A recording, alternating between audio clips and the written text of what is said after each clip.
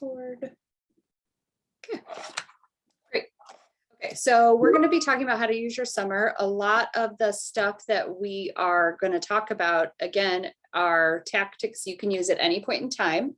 If you're not ready to get that search going, but you do want to kind of make headway with some of your career goals in terms of exploration, please, this is kind of a guide for you to do that.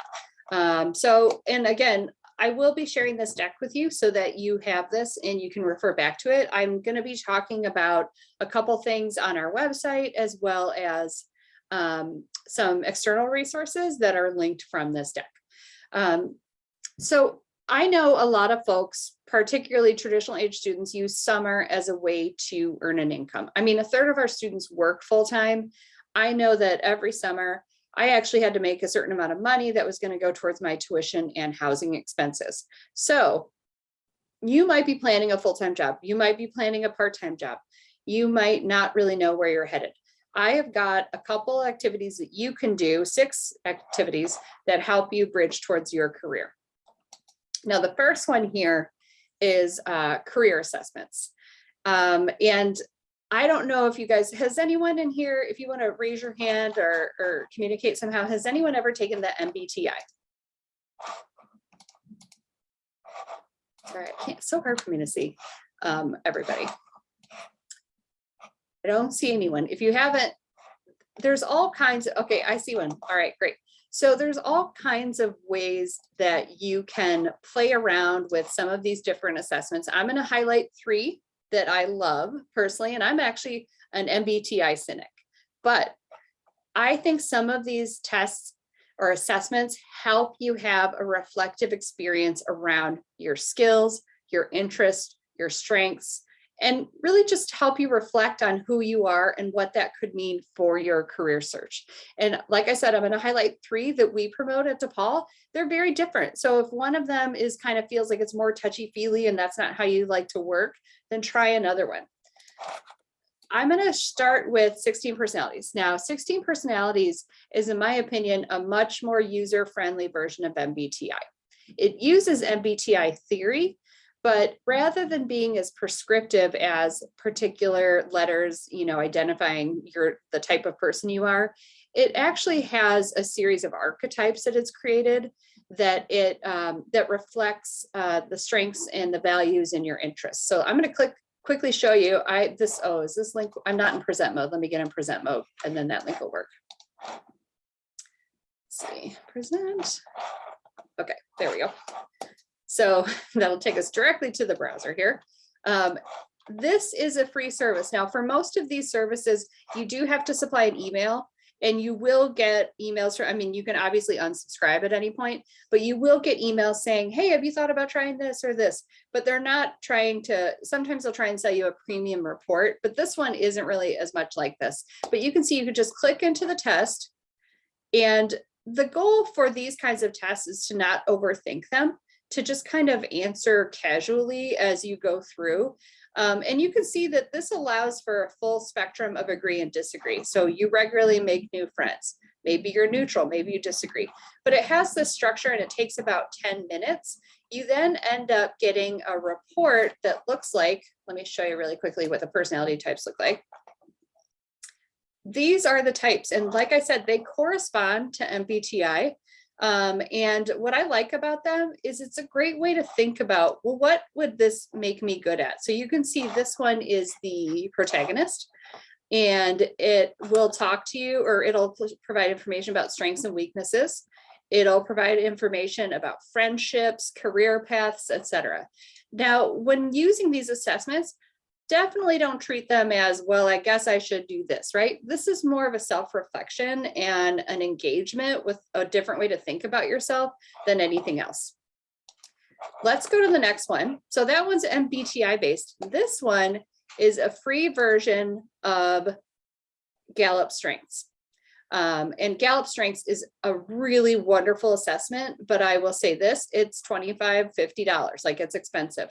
This is a free version of that. They basically used a lot of the strengths that are a lot of the process in Gallup Strengths and created this tool. Again, you have to enter your email address And they might try and sell you a deeper report than what you can get for free, but absolutely the free report is great. They identify you as a particular kind of learner and a particular kind of professional. And then, sorry, I thought it was going to send me over here. This is showing me my results because I've taken this test before. I'm just trying to give you a quick view of what these look like just to test your or assess your interests. Okay, this is going to beach ball for a little bit. I don't want to waste your time. So the life values inventory is the third one. And that's the one that's that link that isn't working, obviously, but I do have it open. That's the one that's really more about values, right? So not necessarily strengths as much as what do I care about? How can I contemplate my future in relation to the things that are meaningful to me? So I think this is a really useful one too. Again, you have to create an account, but these are all well-respected assessments that people can use to be self-reflective. Now you could do this on your own. You could do an assessment like this and then bring it into a conversation with a career advisor. It's just one way for you to kind of push the needle on self-reflection as part of this process. The next step is career research. Now, I know again, so I started with tests and now I'm moving to another kind of homework, which is research. But this is something that you can tactically do anytime in your career progress. So if you're a first year student or a second year student and you're contemplating applying to an internship in the next year, you could be out and about on Handshake or anywhere to look at possible roles and to look for internships. I'm going to show you really quickly. Let's get in here for Handshake. Sorry, I got to move everything. The reason you would want to start this process, oh, it's going to be slow, is because it's helpful. Sorry, I got to switch views real quick. Okay. It is very helpful to get a sense of what skills are in demand for roles that interest you. Now, how do you do this search? There's a couple ways. You can search according to the name of your major. You can search according to the name of an industry. You can search according to an employer, right? So I often like to say, what employer should we look at? All right, we're going to look at TikTok. Do I need I think I need no space between that. See, I am 100 years old and I did just type that wrong. Let's see if this works.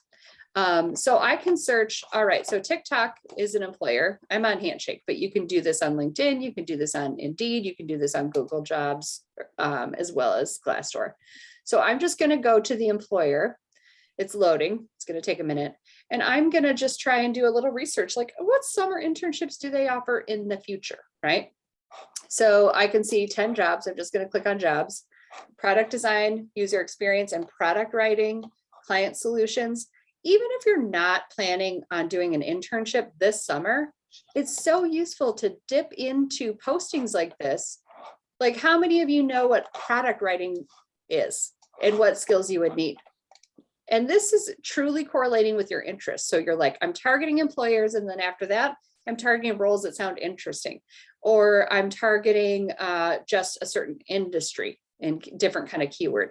But this is a good way to educate yourself about industries that may be of interest to you, regardless of what your major is. So you can see there's 4 teams for this one, and these are the responsibilities for the different internships. And then here are the requirements. So a lot of internships prioritize juniors. This one doesn't look like it does, which is great. But I can see really quickly like, oh, knowledge of HTML is helpful. You know what? If I'm interested in this, I might then choose to pursue some upskilling during the summer. Give myself a little project where I take on a skill. Now, in terms of this upskilling, here are some really fabulous ways to think about upskilling. And all of these links will work for you in the deck as it comes to you, but you all as current students have free access to LinkedIn Learning. And I will add that link to let me just do DePaul LinkedIn Learning because it's not, sorry. And unfortunately it's still like under like, so you can log in through that link, go to LinkedIn Learning, type in the skill that you're like, you know what, this is something I want to kind of play with. I want to spend an hour on. I can do a 2-hour training on this. And after this training, I'm presumably comfortable enough to have this on my resume and then become more competitive for that future internship. So the career research is around, like, obviously the assessments are around self-reflection. The career research is more around really identifying what are the skills I already have, what are the skills I need, what are the keywords for the kinds of searches that appeal to me. You're collecting a word bank of keywords and skills and pathways. And that's why I think that that internship search can start now, even if your goal is to apply next summer, just to get a sense of what the landscape is and what you're intuitively interested in. Now, I talked about LinkedIn Learning because it's free for DePaul students, but professional associations offer trainings. Coursera regularly has sales. This is why we say do this over the summer. You don't want to do more homework. But Coursera, you can get a course on Udemy or Coursera sometimes for $15. Google has its own training, Khan Academy. Honestly, there's a YouTube video that can show you HTML well enough for you to be able to play with it. And I'm talking about HTML, but there's all kinds of skills that you can contemplate upskilling. This is going fast. This is a short session, so I want to keep going. The other thing is make sure you're thinking about leveraging your summer job. So if you're working during the summer, how are you customizing your experience so that it helps you build skills that are in demand?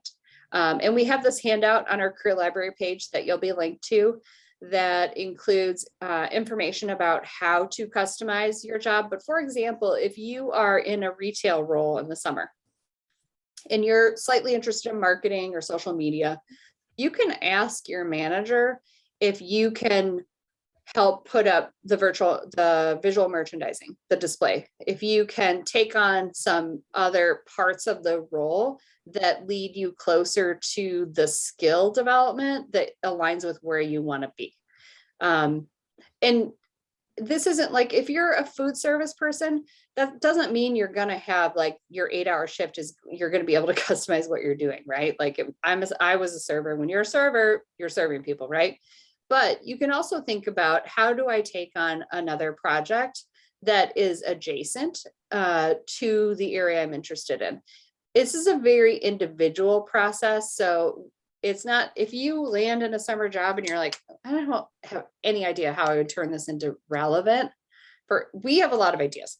We're here all summer. We're happy to help conference with you about leveraging that current role for a future target of yours.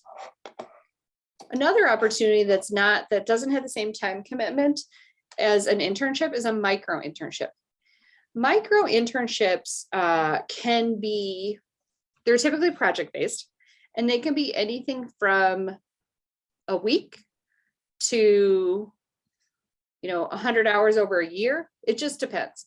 Parker Dewey is one resource for this, but there's another one that I'm going to show you really quickly called Forage. I'm going to just have to Forage career. Okay. So Forage is an ed tech company that offers project-based career experience. The difference between Forage and, Parker Dewey, employers post their opportunities on Parker Dewey.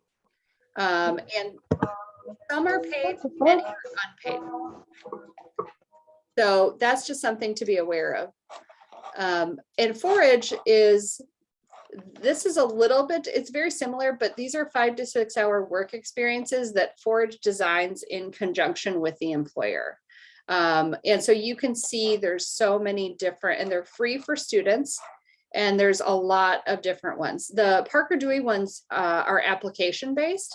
I think Forage is attempting to offer a different service in terms of having it be opt-in versus application. But this is a relatively new ed tech company that I just wanted to share with you that I'll have to update on this slide. And I will make sure the link for Forage is in the email. I'm sorry, you're gonna have a wall of links, but we want to make sure you can follow up on any of this. Actually, during the moment, why don't I just copy and paste this and put this in the chat? Let me take a break real quick, ask if anybody has any questions. Right now, I have a couple more to do, but I tend to just nonstop talk. So if anybody has a question, you can unmute and or write it in the chat. I'd be happy to hear questions. If anybody has one.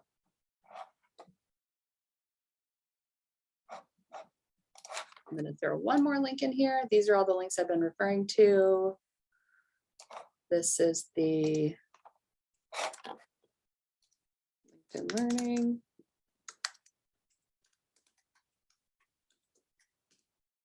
And the final one I'm going to throw in here is the life values inventory. And then we'll keep going. Okay. All right, let's get back. Another fun thing to do over summer break is seek out some informational interviews. This is kind of a great time. A lot of us have become accustomed to using Zoom. So if let's say you're in the burbs for the summer, or you're out of state even, you could message someone, a DePaul alum or a professional you found on LinkedIn, and you could say something, you could message them, email or a LinkedIn message and say something like, hey, I'm a freshman or sophomore. I'm really interested in this career space. I'm wondering if you have 15 minutes to have a conversation with me about your career pathway. So informational interviews are truly just a conversation between you and another professional in which you ask about their pathway. What's great about that is typically people enjoy talking about themselves, so it's not a very big ask. In addition, the folks who are out in the world right now can connect you to future opportunities and also give you insights that you can only get from someone in that role.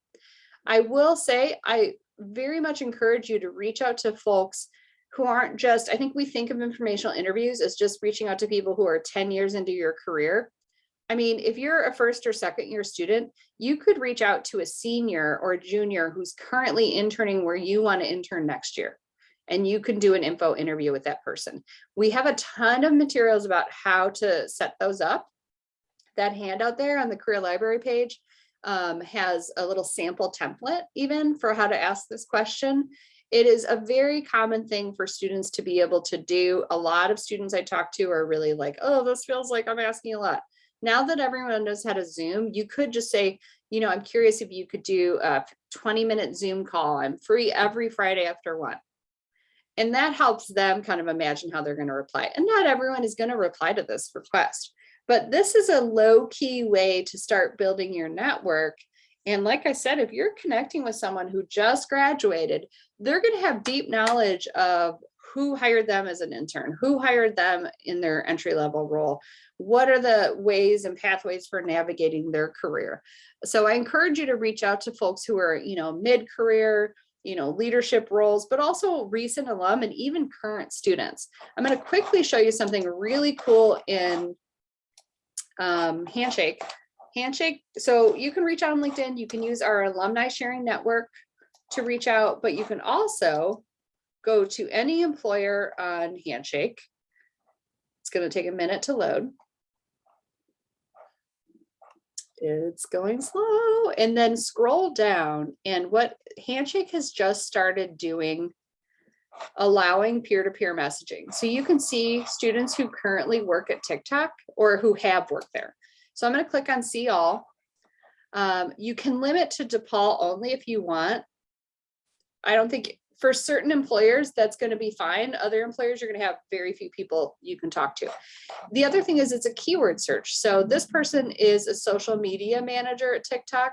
That could mean they have their own TikTok channel. So it kind of depends. So I like skimming this for, here we go, applied machine learning intern at TikTok. Now this isn't necessarily current. This is someone who maybe did that before. But if you were interested in applied machine learning, you can click on message here.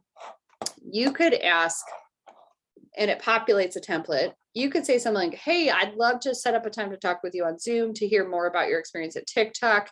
I understand if you're too busy, you know, this is just something I'd love to learn more about. I'm free every Friday after 1, something like that. So there's a couple different ways to message around informational interviewing. Like I said, LinkedIn, our alumni sharing knowledge.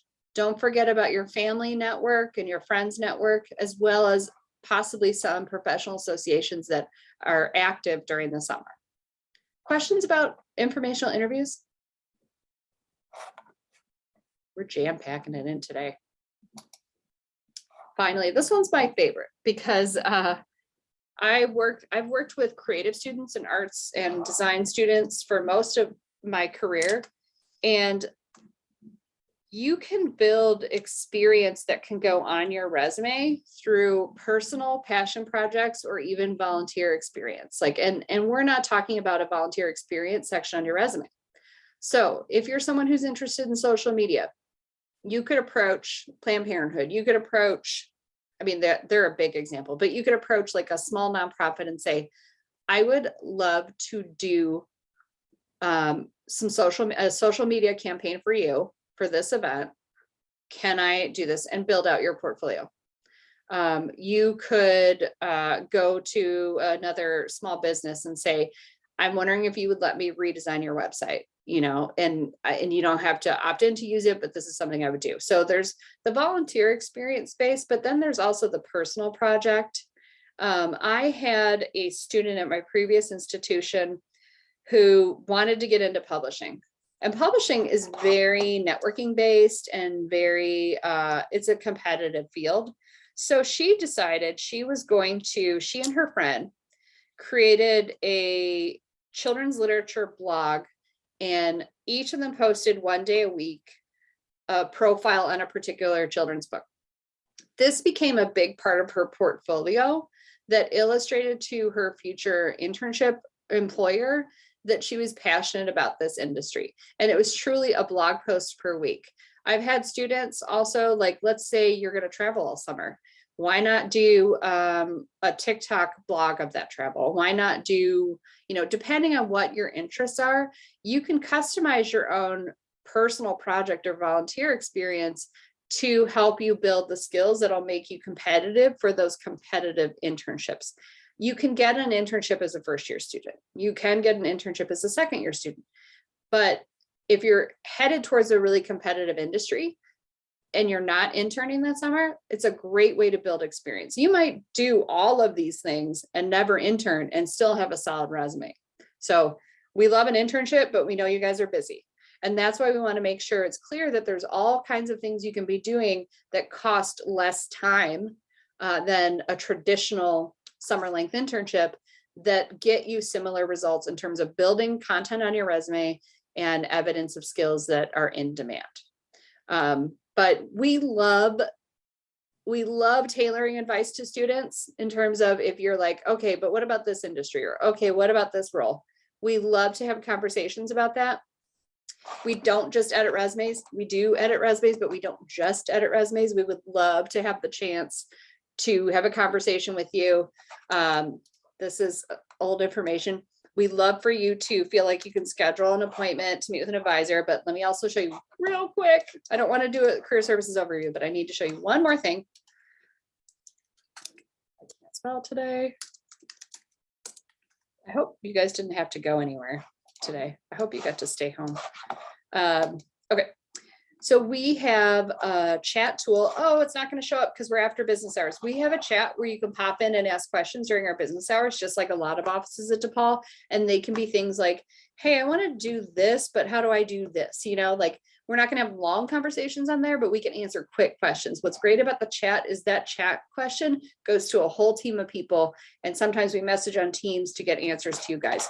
In addition, we have obviously our one-on-one career advising, but we also have asynchronous resume reviews and things like that. But we want to make sure you know we are here for every kind of conversation, from what are my options to how do I kill the interview, that kind of thing. Any questions? Anyone want to, any questions about some of the stuff we've talked about? Any questions from previous sessions? I missed most of those, but I might be able to answer a question. I can't believe I got all that in on time.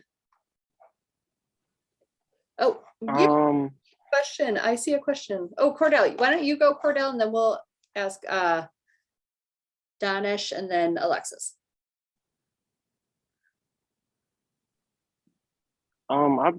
I've been on this meeting since like about 4:30. Yeah. And I wanted to ask, but it just came up in my head.